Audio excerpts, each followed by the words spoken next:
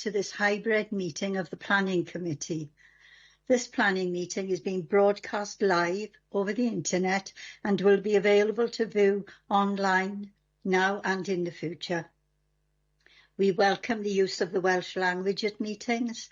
I have had no requests for people to speak Welsh today, so this meeting will be conducted in English only. Those attending in the chamber, please be aware that we are all on camera and you may be visible on screen when people around you are speaking. And please remember to speak clearly into your microphones. Committee members participating remotely, can you please refrain from using the chat function and instead use the raised hand icon to indicate when you want to speak. Please remember to keep your microphone muted when you are not talking. May I remind members that as per statutory guidance made under Section 4 of the Local Government Wales Measure 2011 and our formally adopted hybrid meeting policy, any member attending a meeting remotely must be able to be seen and heard by members and officers who are attending the meeting, as well as by members of the public viewing the meeting. So can I ask that you all please use your cameras for the duration of the meeting? Thank you. Moving on to the agenda. Agenda item 1, attendance and apologies. Rachel, do we have any apologies? No, thanks, Chair. Thank you, Rachel. Agenda item 2, declarations of interest. Chris, could you please ask members in alphabetical order to state whether they have any interest to declare? No problem, Chair. Starting with Councillor Ashley. None. Thank you. Councillor Evans. None that I'm aware of. Thank you. Thank you. Councillor Horler. None. Thank you. Councillor Gain James. None. Thank you. Councillor John James. None. Thank you. Councillor Janet Jones. Yes, Chris. I'm on the World Heritage Steering Committee and I'm World Heritage Champion. Thank you. Councillor Mark Jones. None. Thank you. Councillor Parish. Nothing to declare, thank you. Thank you. Councillor Slade. Nothing to declare, thank you. Thank you. And I believe that is everyone, Chair. Thank you, Chris. Right, we move on to agenda item 3, minutes of the Planning Committee from the 10th of April 2024. Members, could you possibly state whether you have anything to raise in relation to the minutes? If not, I will take them as approved. Can't see any hands up or anything, so we will take them as approved. Thank you. Right.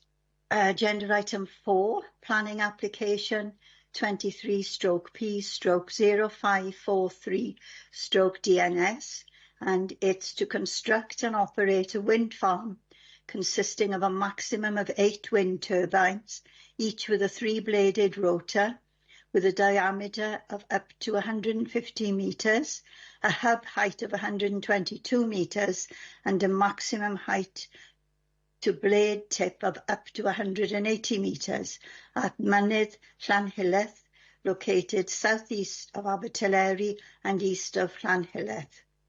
Can I ask Justin Jones, Principal Planner, to present the report, please?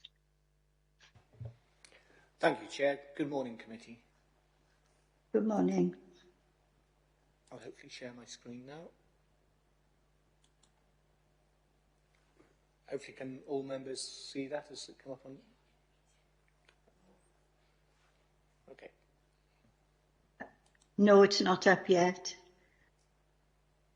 Just a little technical glitch at the moment, Chair. I think Justin just needs to join the meeting. But while we're waiting for him to do that, Councillor Gordon, I see you've just joined the meeting. Could you possibly confirm whether you have any interests, please? No, I don't, thank you. Thank you, sir.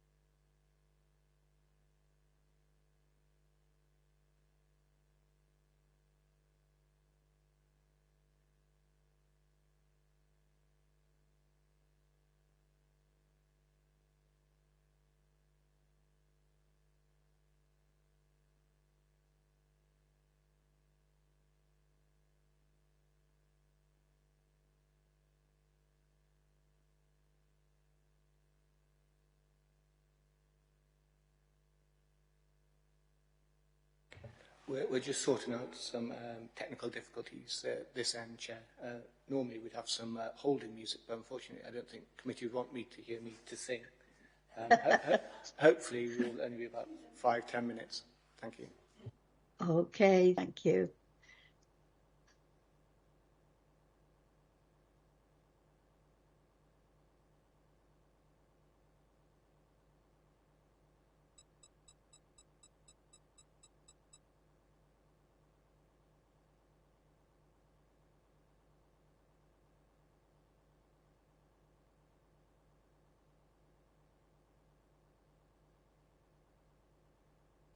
Hopefully, Chair, committee, you can all see this now. Is that okay? Yes, yes, it's up on my screen. Thank you. Excellent. Thank you. Sorry for that delay.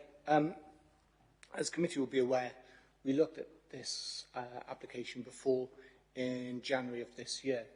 And as members will be aware, we're not making a decision. This application has been reported for information only. And we've already looked at most of the information already. After the January committee, we submitted a local impact report to PEDU, outlining the matters that you would have seen in the committee report in January, primarily around the loss of trees and how that was to be dealt with. We've had updated information, which is the subject of this report to members today. So just as an aerial view of the site, as you will recall, you've got the Blue Lagoon area here, you've got Trepentis around here, and then obviously you've got the British, which is the principal access route around here. Most of the details are the same, so this is the red outline. So this is what was originally submitted, and this is a little game of spot the difference now, members. You'll see that turbine 5, which was there, is now to be omitted from the scheme, and that's what the ecology assessments and the updated environmental statement have considered. Just for clarification, members will be aware of this. The turbine design hasn't changed as to what we looked at in January. The housing hasn't changed, nor the lorries that will be delivering. But what has changed is that we have updated swept path analysis of where the lorries will go, and obviously we have a greater understanding of how that will affect the trees. So hopefully you can see, members, that those ones that are marked in red are to be lost. So the blue trees that you see are category B trees. Now, categorizations of trees go in A, B, or C, and U. So A's are healthy, got a long life. B's are healthy and got a long life up to 40 years. And category C's come in C1s and C2s. C1s being that they are healthy for now, but their life expectancy is around about 20 years.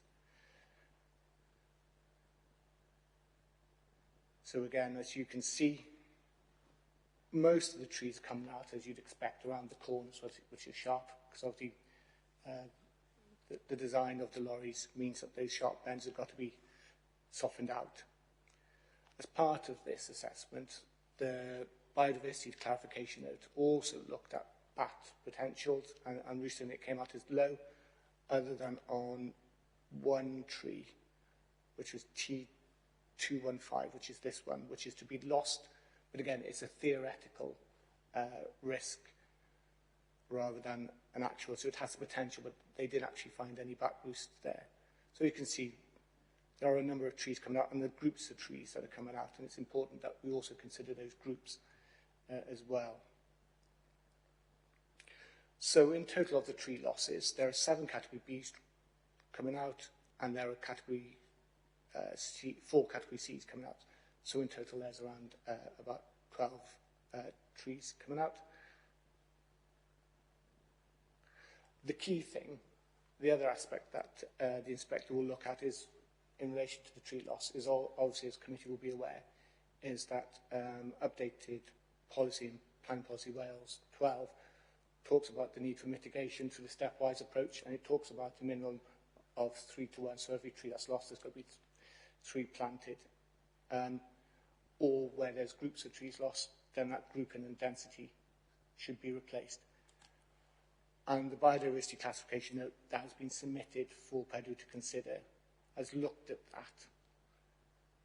And as you can see, they have got mitigation of individual trees, as you can see on the screen here, which is round about where T5 was. And it's interesting, Chair, to note that the T5 turbine was where the most likelihood of back roosting of trees was going to be. So that removal of that has helped that regard, and has also allowed for additional trees to go in there to help with the bats in that area. There's also, you will note, that as we looked a minute ago, that there were lots of trees along these bends. There is also a proposal to put groupings of trees back in on those bends that have been softened out. And then the other key area of trees is around about here. So again, in summary, I don't know if that comes up very clearly, but I'll read it out for you in any case. So in terms of planting schedule, we're looking at 10 field maples, 10 common hawthorns, 10 rowans, 10 goat willows, 10 birch, and don't forget it was the sycamores and willows and the silver birch that were coming out. So in terms of the population of trees going back in the species, they're similar.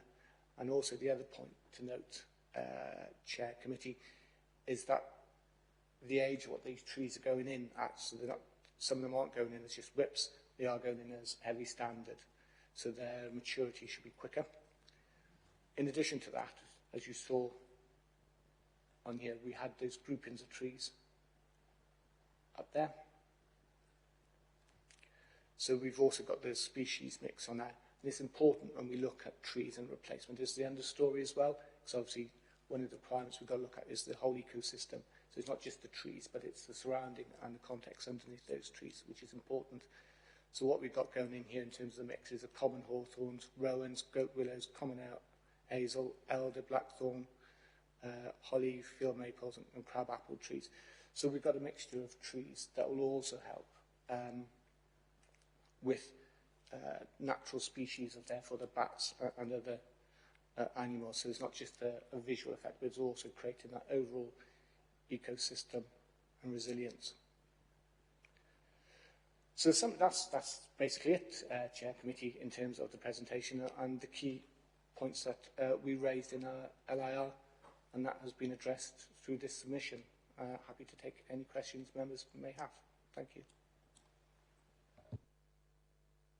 Right, I don't see any hands up.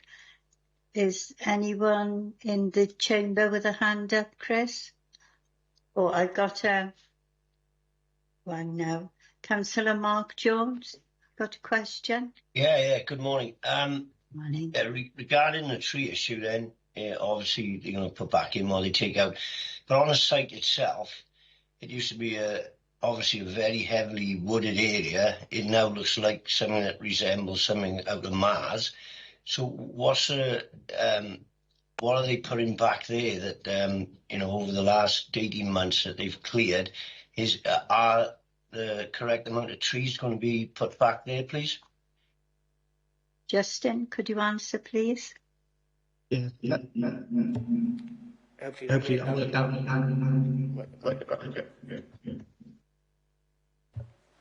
Hopefully that's better. There we are. Another technical issue. In terms of the point that you make, Councillor Jones, the environmental statement that's been submitted suggests that there's no loss of trees around the turbines themselves. In terms of preparatory work, there may have been some losses, but the key point is that the biodiversity clarification note that has been submitted has looked at the cumulative effect of all the works, and that tree planting as proposed across the site is considered acceptable. The council's tree officer and the council's ecologist have both looked at the details, and they're both comfortable, subject to conditions, that the mitigation meets the policy objectives of 3 to 1. Okay, thank you. Right, thank you. Councillor Stewart Ashley, you're next. I've taken on from previous councillor on this. Obviously, it's all coming out in terms of trees, but if we're doing the 3-for-1 policy, where will the extra trees be planted? Justin, could you answer? I can quickly show you that. No problem.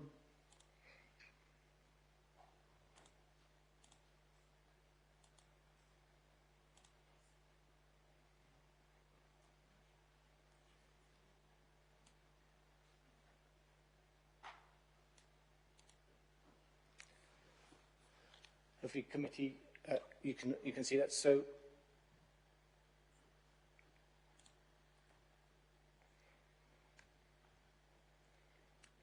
the tree planting are these green dots. So they're around where T5 was, and that's extract there, and then around to the west of T7 and T6, which are around there.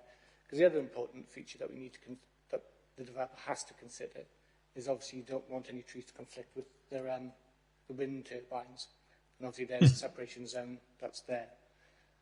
And again, the tree planting in terms of the density ones are also going along where the road is. So this is around by the British. So they're putting native whips in around there. Hopefully that answers your question, Councillor.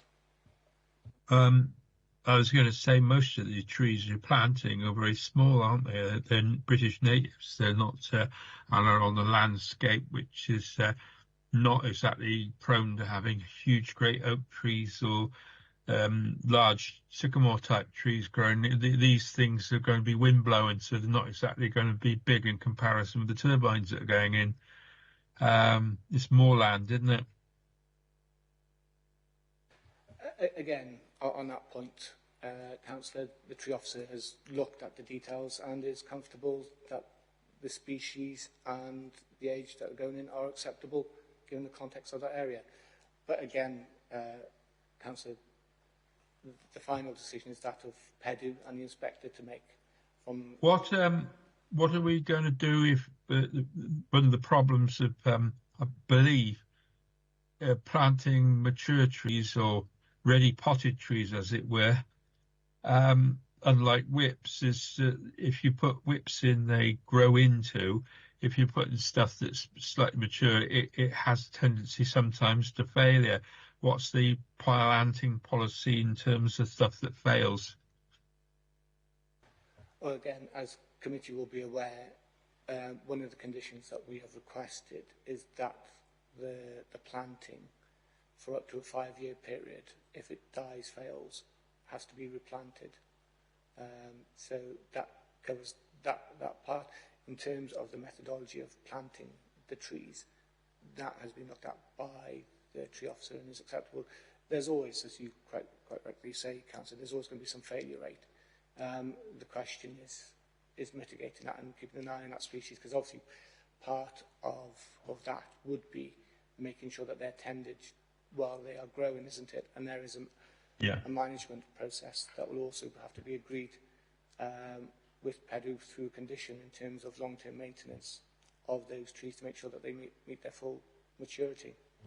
I think committee has noted that where we had other developments, not necessarily to wind farms, that management is probably just as crucial as putting the things in. No, thank you. It does actually seem quite comforting that we're getting something back that's actually British natives, which is good. I'm not going to say anything more on it because as you've said, we've been through this one before, and this does seem better than what we've come to expect from a lot of places. Right. Thank you, Councillor Stewart Ashley.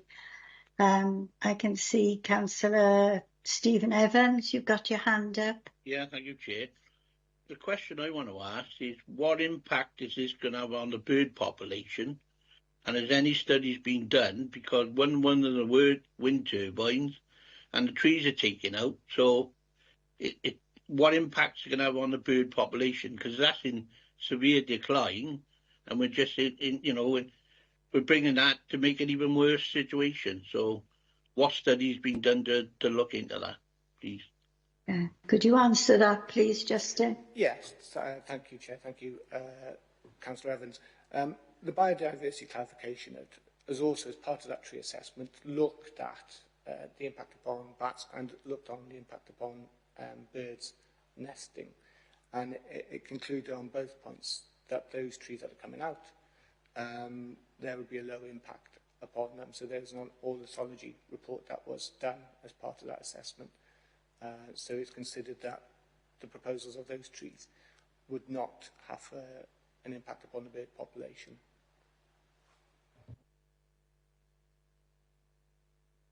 Is that okay, Councillor?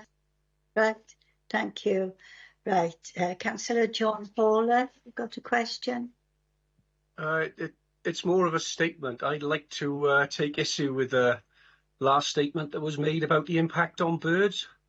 It might not have an impact on roosting birds, but the studies that have been done have said that these turbines kill over 1 million birds a year, especially larger birds such as raptors. So I'd just like to put that in the public domain. I would also like to state that this is rather old technology these days with bladed turbines. One of the reasons they're using non-bladed turbines is they're more efficient, they're less obtrusive on the landscape, and of course they kill less birds. I'd just like to put that out there. Right, thank you for that. Justin, do you want to comment on that? No, I think we just need to clarify that in terms of the impact, it is in relation to Councillor Evans' question in relation to the tree loss and the impact upon the birds. Right, thank you. Right, I can't see any hands up. Chris, does anyone in the chamber got a question? No, I don't think so, Chair. Right, thank you. Right, if there are no more questions, as you know, this application is for noting only. So I can just thank everyone for your attendance and your contributions, and I now close the meeting.